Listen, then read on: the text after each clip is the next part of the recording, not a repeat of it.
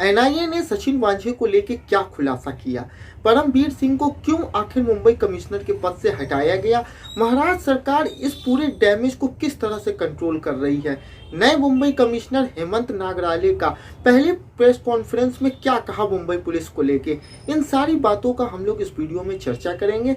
साथ ही जानने की कोशिश करेंगे कि आज एनआईए की टीम जब सचिन वांझे के घर पहुंची तो उनके घर में क्या देखने को मिला। मैं ऋषभ और आप देख रहे हैं डेली समाचार। आपको बता दूं कि जब आज एनआईए की टीम सचिन वांझे के घर पहुंचती है तो वहां देखती है कि उनके कई सारे दस्तावेज घर में पड़े हुए थे, साथ ही वहां पे एक नोट गिनने की मशीन भी मिली है।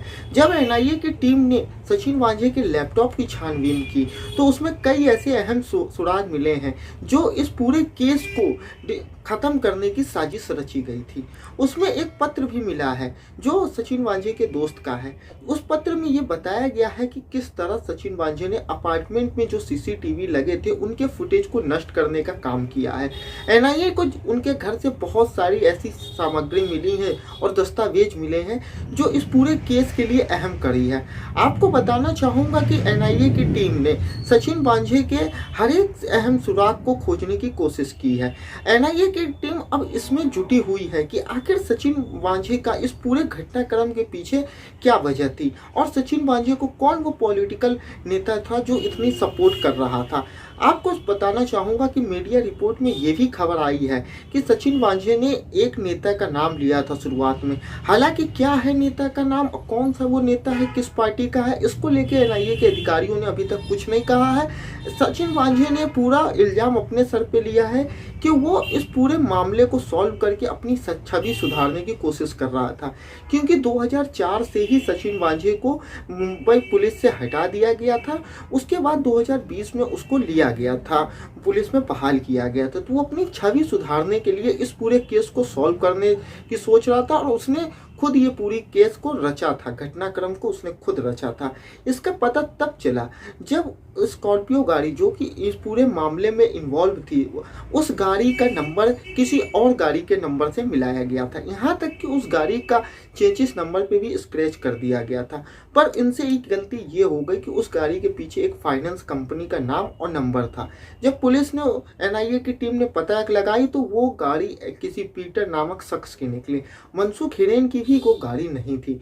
मनसुख हिरेन का इस पूरे मामले में कहा जाए तो एक अहम कड़ी थी, पर उनकी मौत किसी आश्चर्य से कम नहीं है। मनसुख हिरेन की पत्नी लगातार इस पूरे बोल रही है कि सचिन वांझे ने ही उनके पति की हत्या की है। जब एनआईए की टीम उस गाड़ी के असली मालिक पीटर के पास पहुंचती है तो पीटर बताते हैं कि मनसुख हिरेन जो हैं वो गाड़ी के इंटीरियर डेकोरेशन का काम करते हैं। तो पीटर ने भी अपनी गाड़ी के इंटीरियर डेकोरेशन मनसुख से करवाई थी। मनसुख को पैसे न देने की वजह से मनसुख उनकी गाड़ी उठा ले जाते हैं। मनसुख की पत्नी ने एनआईए से बताया कि मनसुख ने ये गाड़ी सचिन वांझे को दी थी, पर सचिन वांझे ने 5-6 फरवरी को उनकी गाड़ी वापस कर दी थी। उसके बाद वो फिर ले गए थे। अब देखने वाली ये बात है कि जो गाड़ी वापस ले गए थे इसमें जो विस्फोटक है वो आखिर किसने रखा है। वहीं एनआईए की जांच में ये भी निकला है कि जो संदिग्ध व्यक्ति जो पीपीई किट पहने और इनोवा से भाग जाता है वो कोई और नहीं सचिन वांझे ही है। अब आते हैं परमवीर सिंह पर कि आखिर परमवीर सिंह को आज क्यों हटाया गया मुंबई कमिश्नर के पद से। जो सचिन वांझे को मुंबई पुलिस में बहाल करने में अहम भूमिका निभाई थी परमवीर सिंह ने। परमवीर सिंह के ही सिफारिश पे सचिन वांझे को जून 2020 में बहाल किया गया था। इसके पीछे रीजन बताई गई थी कोरोना। बताया गया था कि कोरोना के व्यापक रूप होने की वजह से पुलिस की कमी महसूस हो रही है। इस वजह से जो भी सस्पेंडेड या बर्खास्त हुए हैं पुलिस अधिकारी उनको फिर से बहाल किया जाए। पर जब सचिन वांझे को बहाल किया गया ठीक उसके 4 दिन बाद सचिन वांझे को मुंबई क्राइम ब्रांच के एक अहम डिपार्टमेंट में तैनात कर दिया गया। ये वो डिपार्टमेंट है जो मुंबई से जुड़ा हर एक बड़े केस को संभालता है, उसे देखता है। इसीलिए आपने देखा होगा कि परमवीर सिंह और सचिन वांझे का नाम मुंबई के अभी 6 महीने में जितने भी केस हुए हैं, या तो सुशांत सिंह हो या दिशा हो या टीआरपी स्कैम हो, अर्नब गोस्वामी की गिरफ्तारी, इन सारे केस में इन दोनों का नाम सामने आया था और तभी से मुंबई पुलिस की एक किरकिरी हो रही थी। तो मुंबई पुलिस के कमिश्नर परमबीर सिंह पे कई सारे आरोप भी लगे थे कि जिस तरह से उन्होंने अर्नब की गिरफ्तारी की थी उस समय इन पे काफ़ी सारे आरोप लगे थे।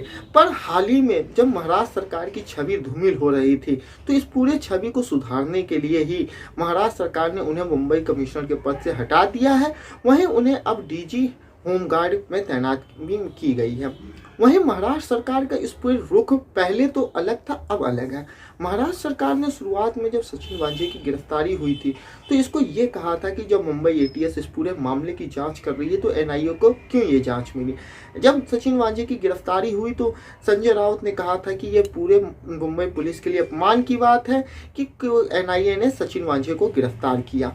वहीं अब इसका पूरा उलट जवाब है, क्योंकि अब महाराष्ट्र सरकार अपनी जो छवि महाराष्ट्र सरकार की गिरी है उसको संभालने की कोशिश कर रही है और कह रही है कि एटीएस भी अगर ये जांच करती तो सचिन वांझे को गिरफ्तार कर लेती। और अब पूरा कंट्रोल किया जा रहा है छवि पे कि किस तरह से फिर से लोगों के सामने अपनी साफ सुथरी छवि पेश की जाए। वहीं विपक्ष लगातार सरकार पे हमलावर है। पूर्व मुख्यमंत्री और बीजेपी के नेता देवेंद्र फडणवीस ने पहले भी विधानसभा में कहा था कि सचिन वांझे और मनसुख हिरेन की कोई बातचीत होती है। कई बार इन दोनों की फोन पे बातचीत हुई थी और शुरुआत में ही उन्होंने संकेत दे दिया था कि सचिन वांझे के कुछ ना कुछ गलत कर रहे हैं, क्योंकि घटनास्थल पे सबसे पहले सचिन वांझे ही पहुंचे।